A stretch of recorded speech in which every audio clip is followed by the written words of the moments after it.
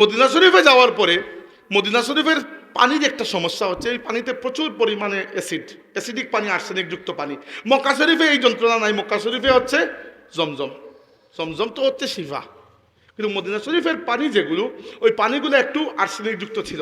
রাসূল সাল্লাল্লাহু আলাইহি ওয়াসাল্লাম নিজের থুক মুবারক ওই পানির মধ্যে দিয়েছেন। ওই পানি আর্সেনিক মুক্ত মিঠা পানি তো হয়েছে, কিয়ামত পর্যন্ত যেন ওই পানি শিফা হয়ে গেছে আল্লাহ রসুলের থুক মুবারকের বরকতে। এই হচ্ছে আল্লাহ রসুলের প্রভাব, এটাকে বলা হয় তাবাররুক। আল্লাহ রসুলের বরকতে আল্লাহ রাব্বুল আলামিন এইভাবে মদিনা শরীফের পানিকে সুমিষ্ট পানি বানিয়ে দিয়েছেন। রাসূল সাল্লাল্লাহু আলাইহি ওয়াসাল্লাম দোয়া করেছেন, আল্লাহুম্মা বারিক লানা ফি মাদিনাতিনা, আল্লাহ আমাদের মদিনার উপর তুমি বরকত দাও। আল্লাহুম্মা বারিক লানা ফি সাইনা ওয়া বারিক লানা ফি মুদ্দিনা, হে আল্লাহ মদিনার যে বাটখারা যেগুলো দিয়ে মানুষ মাপে, কখনো আমরা লিটার হিসাবে মাপি, কখনো কিলো হিসাবে মাপি, তো আরবের মানুষ সা এবং মুদ দিয়ে মাপে, এই দুইটা তাদের মাপের বাটখারা। আল্লাহ এই মাপের মধ্যে তুমি আরো বরকত বাড়িয়ে দাও।